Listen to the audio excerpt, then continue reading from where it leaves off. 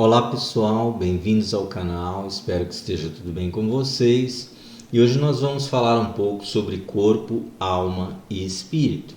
Você sabia que essa definição ela não é aceita por todos? Será que ela existe na Bíblia? Ou são heresias vindas do pensamento grego, do mundo helenístico, que acabaram influenciando tanto algumas linhas do judaísmo quanto o cristianismo inicial? Ao contrário do que muitos pensam, essa questão ela não é nada simples. E como sempre, a ideia aqui não é fazer um estudo teológico, abordando questões complexas da história e da filosofia grega, e sim tentar entender se isso tem alguma fundamentação bíblica. E o mesmo Deus de paz vos santifique em tudo, e todo o vosso espírito e alma e corpo sejam plenamente conservados irrepreensíveis para a vinda de nosso Senhor Jesus Cristo. 1 Tessalonicenses 5:23. Porque a palavra de Deus é viva e eficaz e mais penetrante do que espada alguma de dois gumes, e penetra até a divisão da alma e do espírito, e das juntas e medulas, e é apta para discernir os pensamentos e intenções do coração. Hebreus 4:12. No texto acima, Paulo ele deixa clara a sua visão do homem como tendo corpo, alma e espírito. Alguns filósofos e estudiosos da Bíblia acreditam que Paulo ele usava elementos do gnosticismo, que são a distinção entre pneuma, que é espírito do homem, e a sua psique, a alma, mente, e entre o homem pneumáticos, que seria o homem espiritual, e o homem psíquicos, que seria o mental, o intelectual. Esses detalhes revelam uma dualidade, que vem do gnosticismo, tendo sempre uma ideia básica de que a alma ela está entre o corpo e o espírito. Muitos filósofos não aceitam essa postura gnóstica, afirmando que não há como fazer uma distinção concreta entre os dois elementos. Uma definição básica do gnosticismo é a seguinte: o gnosticismo designa um conjunto de crenças de natureza filosófica e religiosa, cujo princípio básico assenta na ideia de que há em cada homem uma essência imortal que transcende o próprio homem.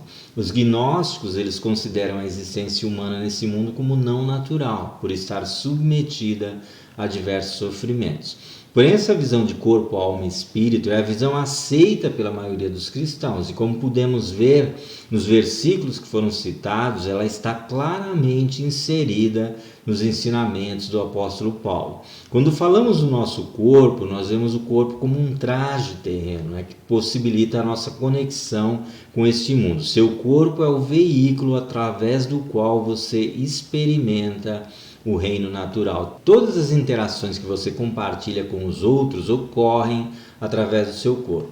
É com o corpo que você fala e se comunica. É por meio do seu ser físico que você vê, ouve, toca e sente fisicamente o mundo ao seu redor. Sabemos que se a nossa casa terrestre desse tabernáculo se desfizer, temos da parte de Deus um edifício, casa não feita por mãos, eterna, nos céus.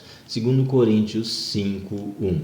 Nosso corpo aqui ele é comparado a uma casa, ele é a habitação da nossa alma. Porém, devido à maldição do pecado lançada desde o Éden, nós temos uma inclinação natural para o pecado.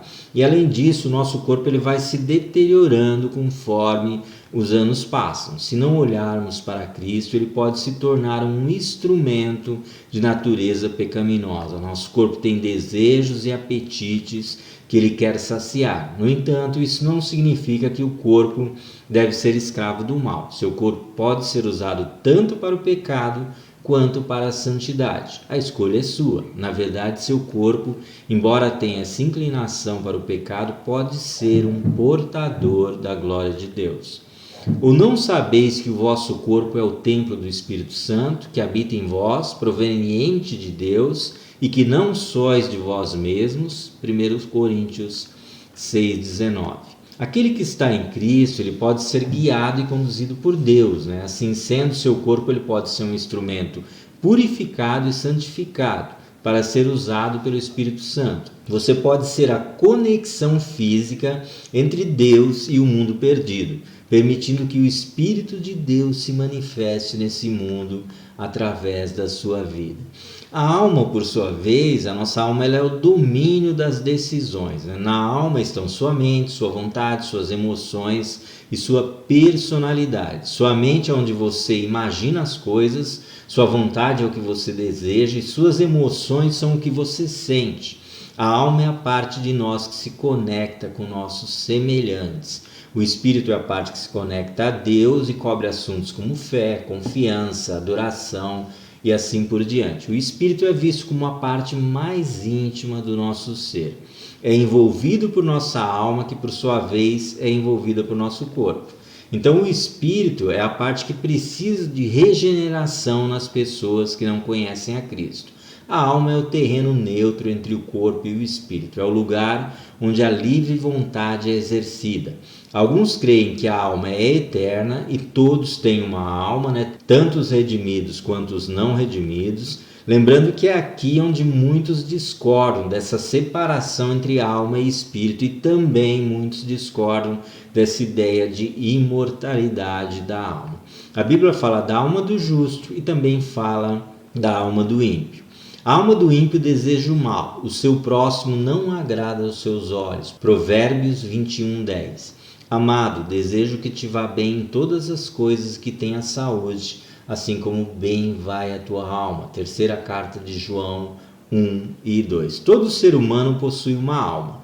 Na sua mão está a alma de tudo quanto vive e o espírito de toda a carne humana. Está lá em Jó 12:10.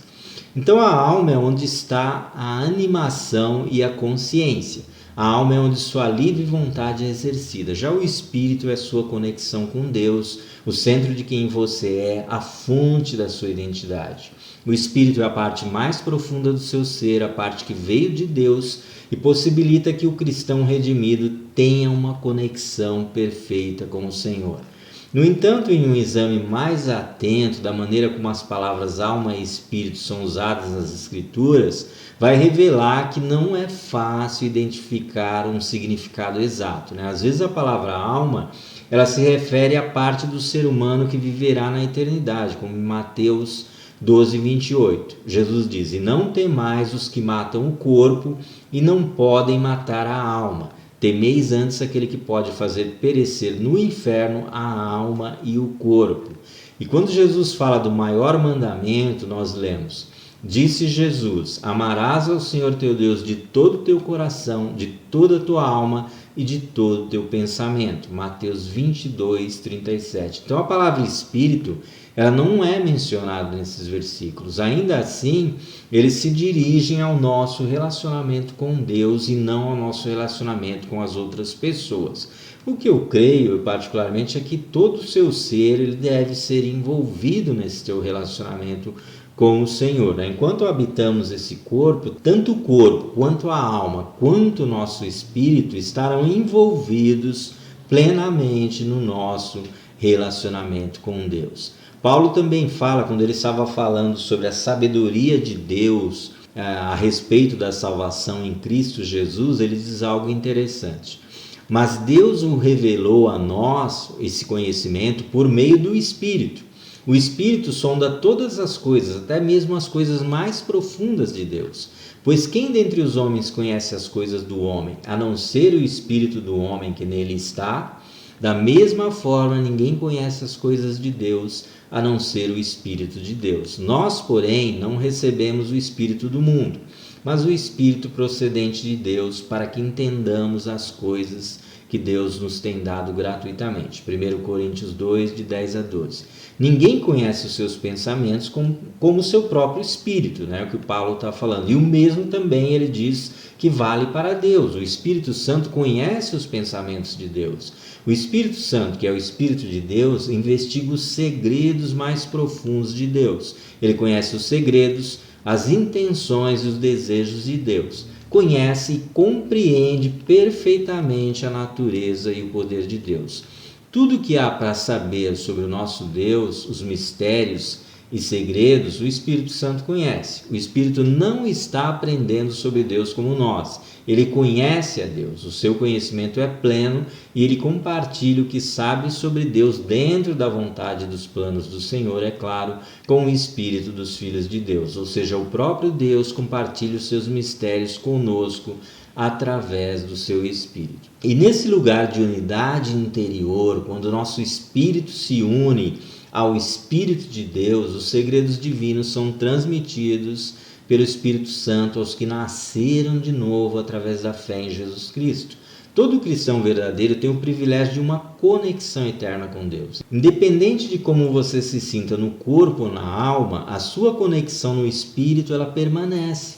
Você não vive para se conectar com Deus, mas sim você tem que viver a partir da sua conexão com Deus. Você tem uma conexão com Deus e você deve buscar forças nessa conexão e viver através dela.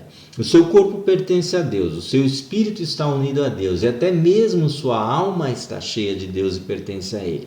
Você é um espírito que tem uma alma que existe em um corpo. Esta é a definição que faz mais sentido de acordo com a minha visão bíblica. Lembrando sempre que existem pessoas que pensam diferente, inclusive muitos cristãos.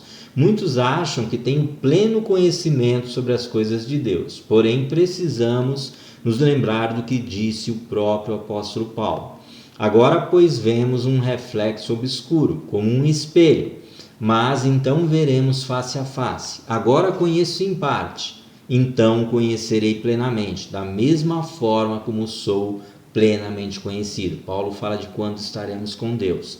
Em 1 Coríntios 13, 12, ele fala sobre o amor de Deus e que um dia nós o conheceremos plenamente.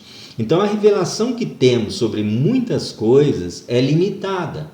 Deus permite apenas o conhecimento necessário para em alguns momentos nós descansarmos a nossa mente.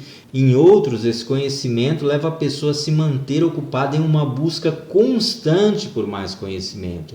E assim Deus vai viabilizando a nossa existência nessa terra, nos dando o conhecimento de acordo com o tempo, de acordo com aquilo que for adequado para nós seguirmos em frente. Então um dia, porém, como Paulo fala, conheceremos a Deus e seus mistérios da mesma forma que Ele nos conhece. Todos os mistérios terão fim e poderemos ter uma relação plena com o eterno Deus em todos os sentidos. Até lá, nós continuaremos transmitindo o conhecimento que temos uns aos outros, e aprendendo cada dia mais, sabendo que um dia o véu que cobre o nosso entendimento será retirado e poderemos desfrutar do pleno conhecimento de Deus. Então é isso, pessoal. Vou ficando por aqui nesse vídeo. Fiquem todos com Deus. Não esqueça de deixar aí o seu like, se inscreva no canal, ative o sininho para receber as notificações e mais conteúdos como este. Um abraço a todos e, se Deus permitir, até o próximo vídeo.